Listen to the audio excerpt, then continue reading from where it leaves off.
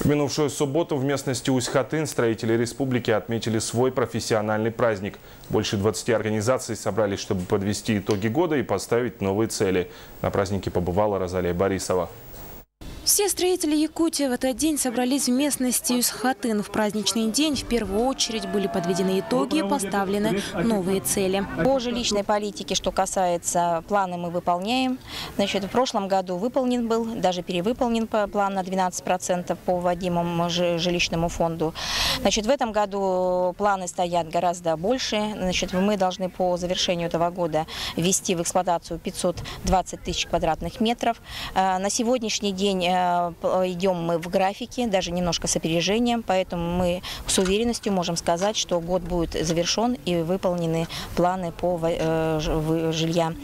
Среди почетных гостей праздника были также ветераны-строители, люди, посвятившие всю жизнь одному делу. Среди них Иннокентий Филиппов.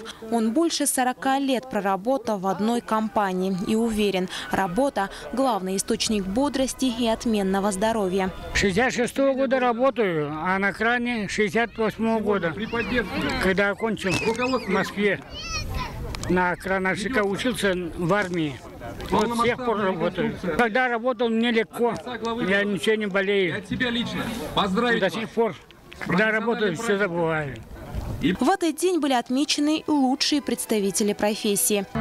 Пока ты не полюбил объект, ты не сможешь там работать на этом объекте. Вот поэтому, значит, от этапа, значит, получения проекта и до этапа его реализации, вот ты живешь этим объектом, ты вникаешь во все его детали, во все тонкости, сталкиваешься с какими-то трудностями, с какими-то проблемами, решаешь их. Вот. И всегда результат один.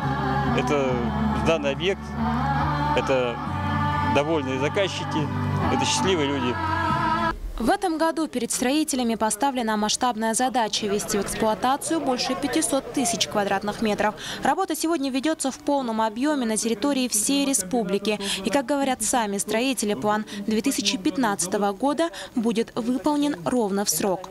Розалия Борисова, Евгений Лугинов, НВК «Саха», местность Усть-Хатын.